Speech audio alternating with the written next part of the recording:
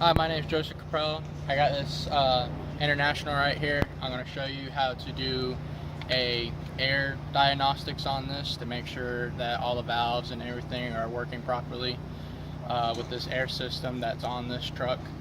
What I have right here is the piece of paper that goes with this truck to do tests step by step to check each one. So first off, you drain both tanks, the primary and secondary. The supply and the secondary are sharing one tank, but in the middle, of course, they are not actually combined, but they're in the same tank, and it has a valve on either side. So those are already drained. What I'm going to do, go up in the cab. We're going to start the vehicle up, make sure that the low pressure lights are working, and if they're both going off, I'm going to accelerate the RPM up to see how fast the air compressor will get up to 60 psi to shut them off. And we're going to have to see if the air compressor can get up to 85 to 100 psi within 40 seconds. So let's go ahead and do that.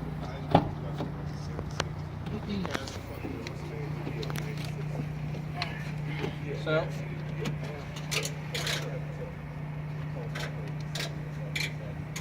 alright, both of them are still at 0. Start up the truck. As you can tell, it's beeping at me, let me know that there's no air in the tanks. So alright,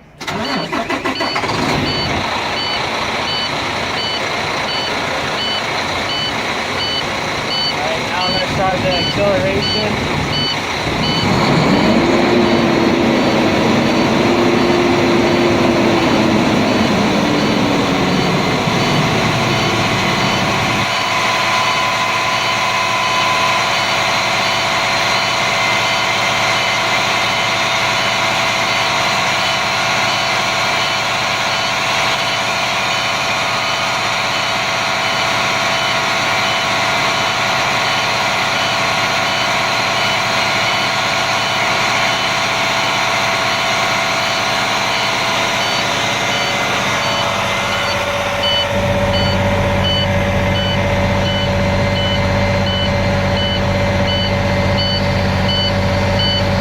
Secondary tank is past 60.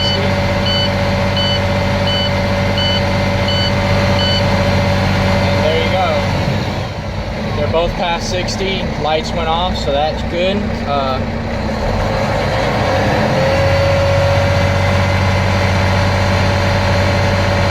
we're going to check to see the governor cut out, so the air compressor will stop pumping air to the tanks.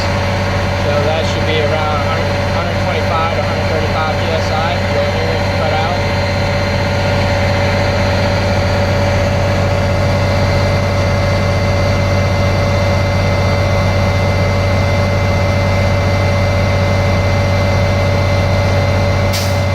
And there you go. That was the cut out. Now we're going to do the cut in.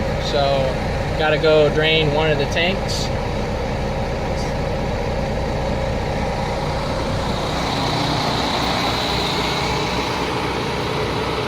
All the engine is running. Come down here at the valve.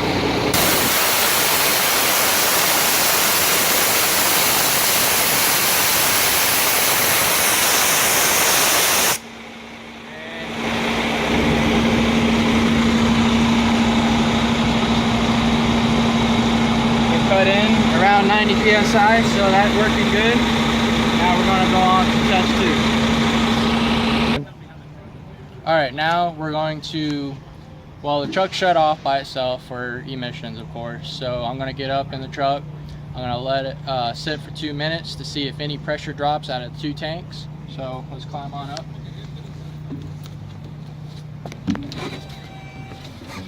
So now we're up in the truck, parking brake applied, and we're going to sit here for 2 minutes. I'm not going to touch the brake or anything like that, and just sit here and watch to make sure that there are no leaks out of any valves, any of the tanks, any of the lines.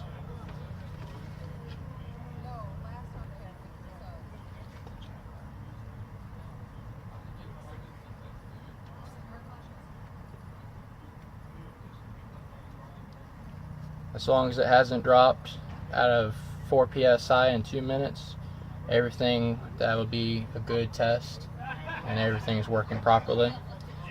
If you do have this problem, check the supply lines, fittings, low pressure indicators, service brakes, relay valves, spring brake relay valve, dual brake valve.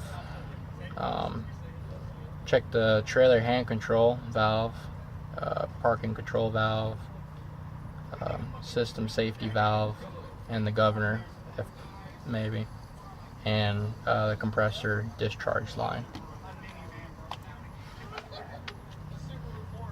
It's been about a minute, so got 1 more minute to go, and so far everything seems pretty good. Looks like we lost 1 psi.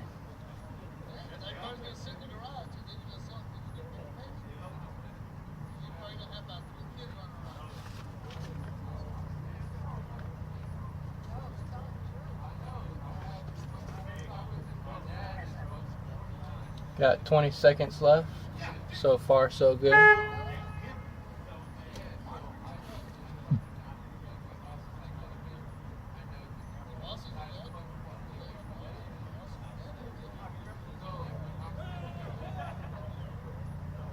Alright, we're good. We only lost looks like 1 psi, so that means that all the stuff that I just read off to you is checking out good. There's a little bit of leakage somewhere, but that is fine. It wasn't past 4 psi in 2 minutes, so that's a good test right there, and we're on to test 3.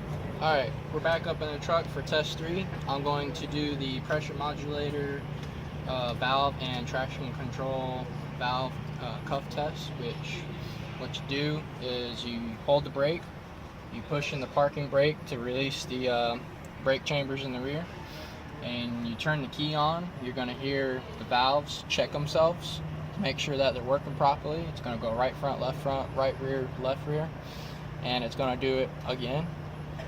So there we go. Hold the brake, push the parking brake in, and then listen for the cuff noise.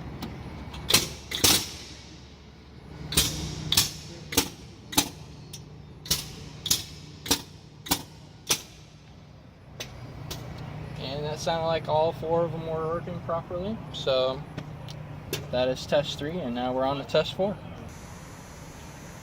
Alright, we're going to do test 4, leakage service air delivery, which that is you hold the brake pedal, push in the parking brake, and we're going to do a leak down test to make sure that we don't lose any more than 4 psi in 2 minutes.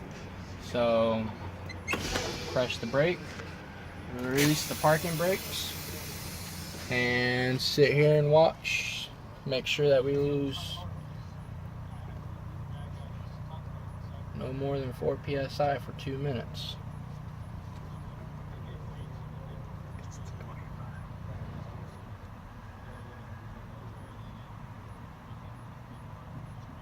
Lose 4 psi in 2 minutes. Sorry.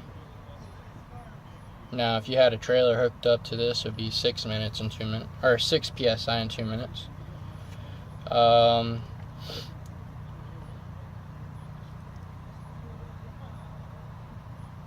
If there are any problems with this and it does go past 4 minutes or 4 psi in 2 minutes, you want to check the stoplight switch, or I'm sorry, the trailer control valves if you have a trailer hooked up to it, the tractor protection valve, service brake relay valve, dual brake valve, double check valve,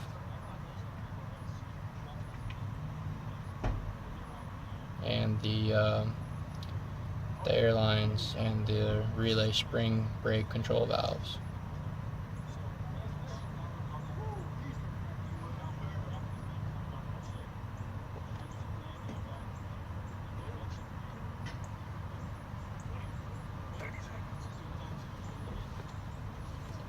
So far, so good.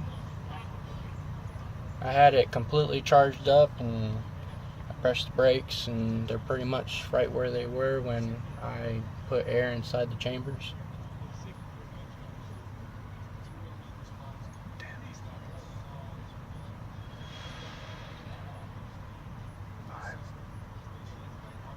Alright, it's been 1 minute so far, so everything seems... 2 minutes. Oh, it's been 2 minutes, sorry, so far, and everything looks good. Seems like it hasn't even moved, to be honest. So, that is it for test 4, and we are going to go on to test 5. Alright, we're on test 5, and we're going to check the parking brake operation to make sure that it is working properly. So what we're going to do is start the truck up. We're going to push the parking brake in. I'm going to drive forward a little bit, and that'll make sure that it's releasing properly and it's good. And then I'm going to engage it and try to go forward, and as long as I don't move, then it's good. Brake chambers are working good, every lines, valves, all that's working good, and that'll be it for test 5. So let's go ahead and start the vehicle up.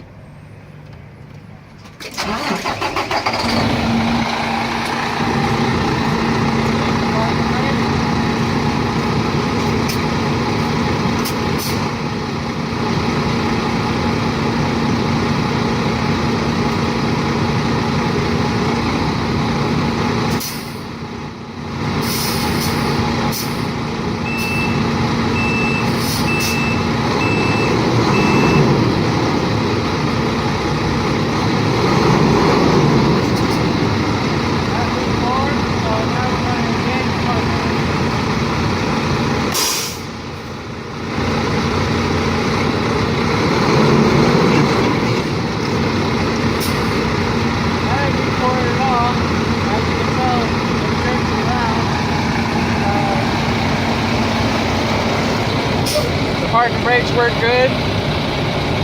That's it for test 5. Alright, on test 6, we're going to drain one of the tanks so that to make sure that the valves and everything's working, so that the tank that isn't drained will still stop me if something happens to one of the tanks. So let's go ahead and start that.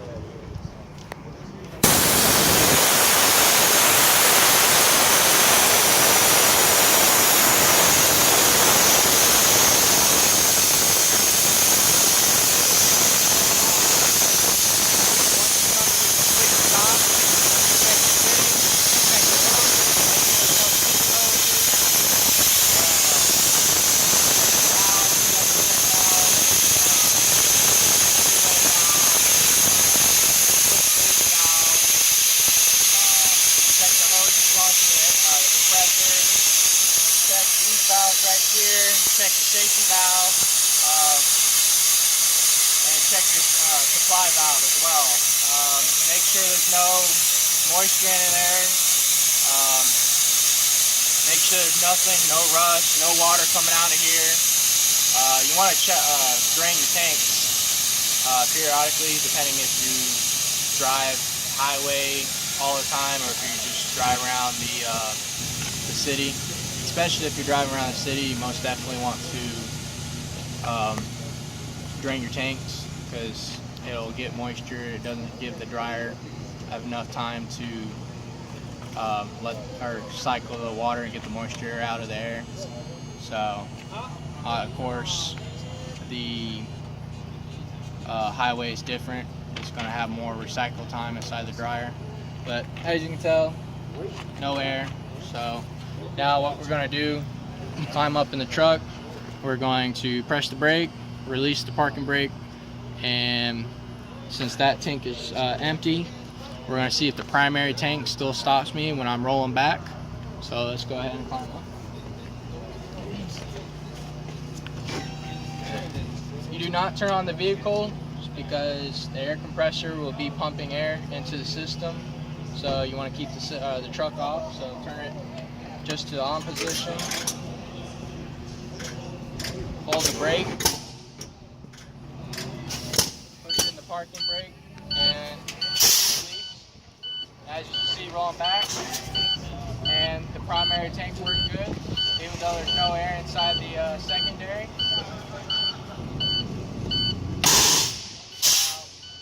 We're gonna do pull the parking brake, release. We're gonna start the truck back up.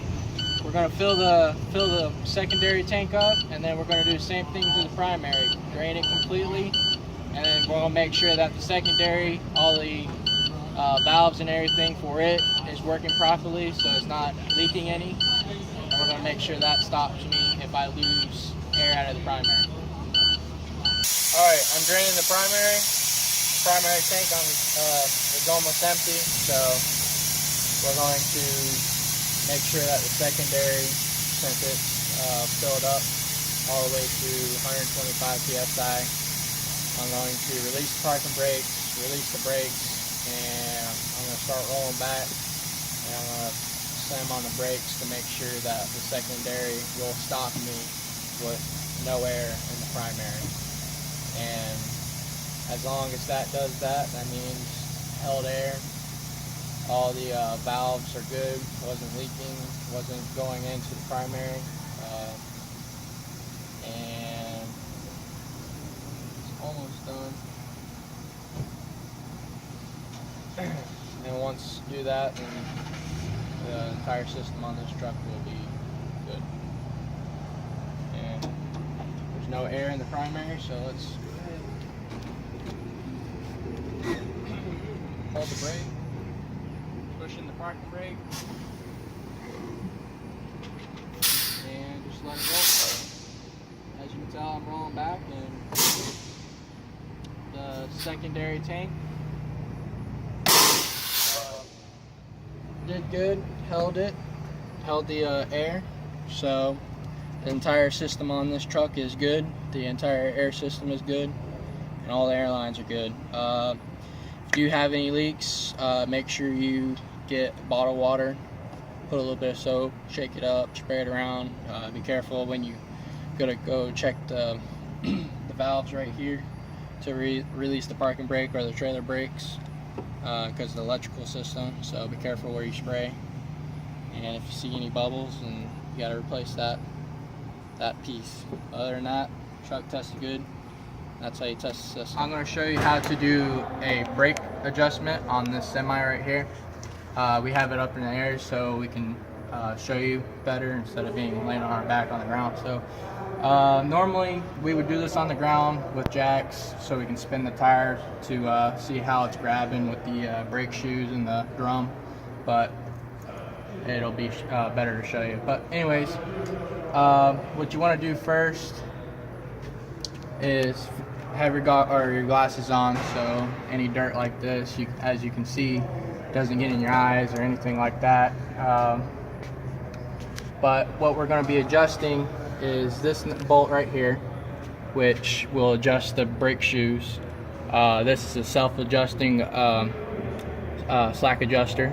The older styles have a pawl where you can either take the bolt out or pop it out and adjust it, and then put the pawl back in, and that's how you adjust the brake shoes. But on this one, it's an automatic adjuster. You just adjust this bolt right here, which all you do, the brake shoe isn't completely on there, so got to do 180 degrees on this bolt right here. So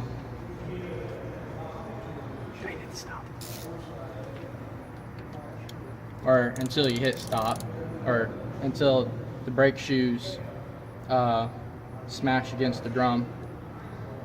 So just keep wrenching this down. Alright, that's about it. So now the brake shoe is tied up against the drum, as you can see there. So what you're going to do now is back this bolt off 180 degrees. So take the ratchet, and you want to back it off if you turn it the right way. So that's telling me it's working. Alright, right there. So now what you want to do is measure the travel of your push rod that comes out of the brake chamber right there to your slack adjuster. and you want to grab tape measure. Technically, you can measure this. You want to put it out the back of the brake chamber. You can use the end of the clevis or in the middle of the pin, which I'm going to be using. And right now we are at a little bit above 2.5. So press the brake, and that was about 1 3/4 inches. So that's actually about right there. The max of what you want this adjusted is 1 3/4 inches. The minimum is 1/2 inch, but in between there would be good adjustment. While we're here, make sure that your slack adjuster is at a 90 degree, which it kind of looks like it's a little bit off, which how you adjust that is by adjusting the clevis with this bolt right here. Release the brake. So all you do, you break that loose, take that off, spin it, and you get your 90 degree. While you're under here, make sure you grease your slack adjuster so you get the keep the S-cam lubed up, and make sure these bolts and everything's tight. Make sure your cotter pin is still there. If anything, kind of clean this off so there's no extra grease flying around. And if this wasn't on a lift, we would spin the tire to make sure that the brake is properly stopping the tire. And that's about it.